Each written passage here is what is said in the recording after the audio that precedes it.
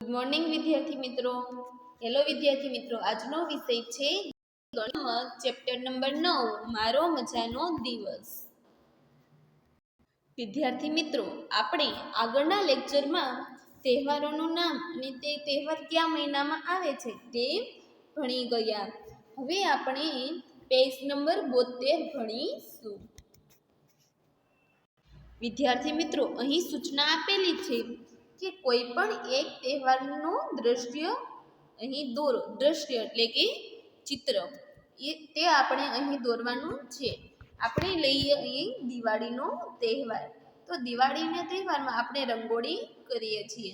તો અહીં રંગોળીનું ચિત્ર દોરવાનું છે અને અહીં બાજુમાં ફટાકડા દોરવાના છે. આવડે ને વિદ્યાર્થી મિત્રો ફટાકડા દોરતા? જો વિદ્યાર્થી મિત્રો તમારે દિવાળીનો તહેવાર દ્રશ્ય ન દોરવું હોય, ચિત્ર ન દોરવું હોય, તો તમે ઉત્તરાયણનો તહેવારનું ચિત્ર પણ દોરી શકો. એટલે કે ઉત્તરાયણનો અહીંયા પતંગ ચગાવતો નાનો એવો છોકરો દોરવો પડશે અને તેમના હાથમાં પતંગ દોરવી પડશે. આવડે ને વિદ્યાર્થી મિત્રો? તમારે બેમાંથી જે કાંઈ પણ દોરવું હોય તો દોરી શકો. કે પતંગ ચગાવતો છોકરો દોરવો હોય અથવા તો તમારે અહીં નાની એવી રંગોળી દોરવાની અને બાજુમાં ફટાકડા દોરવાના છે. સમજ પડી વિદ્યાર્થી મિત્રો? હવે આપણે આગળ જોઈએ.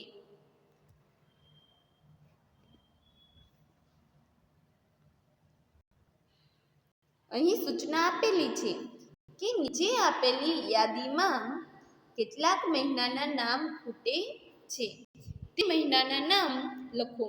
વિદ્યાર્થી મિત્રો, અહીં અંગ્રેજી મહિનાના નામ આપેલા છે.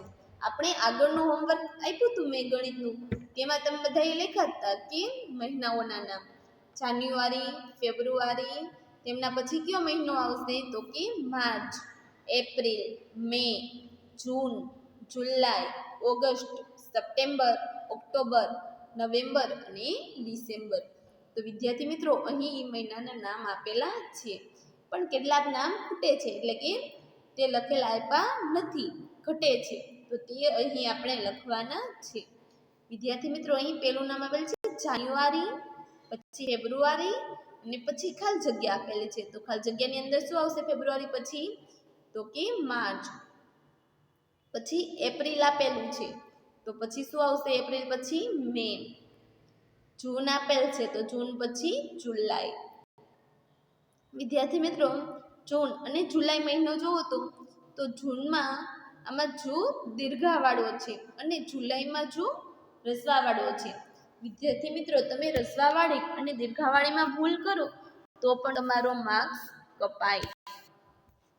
પછી જુલાઈ પછી છે ઓગસ્ટ, તે આપેલું છે ઓગસ્ટ.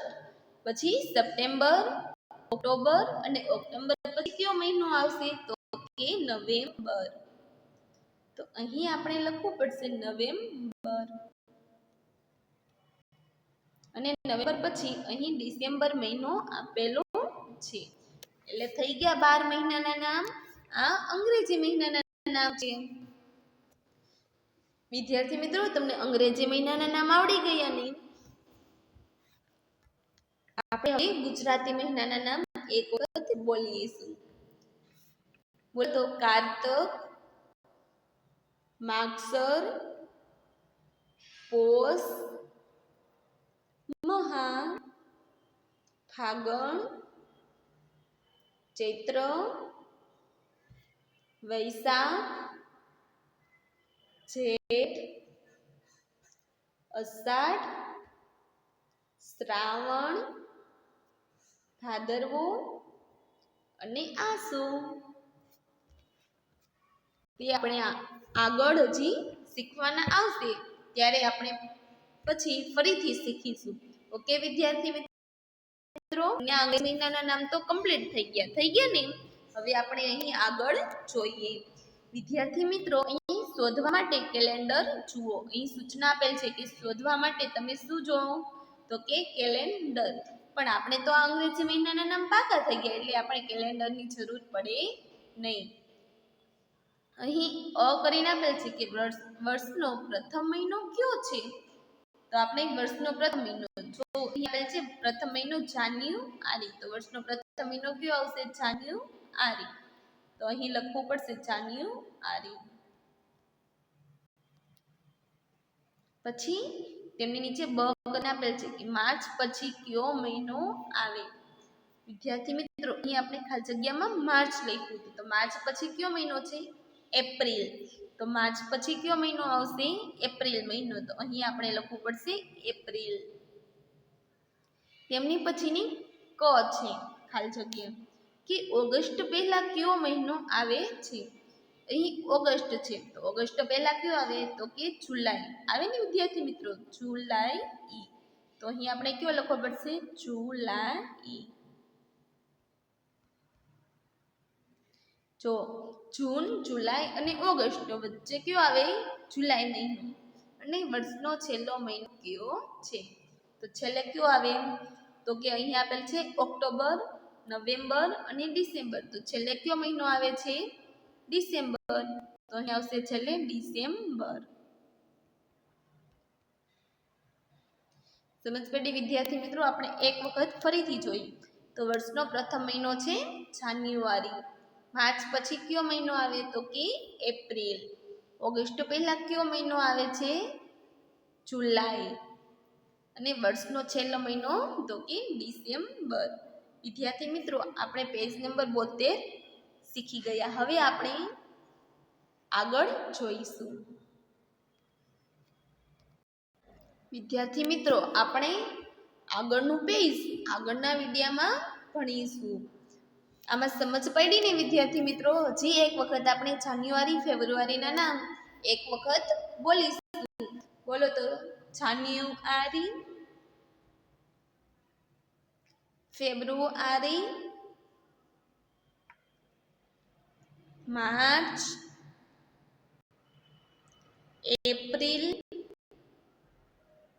મે, જૂન, જુલાઈ, ઓગસ્ટ, સપ્ટેમ્બર, ઓક્ટોબર, નવેમ્બર અને ડિસેમ્બર. હવે આપણે ક્રમ પ્રમાણે બોલીએ કે પહેલો મહિનો જાન્યુઆરી.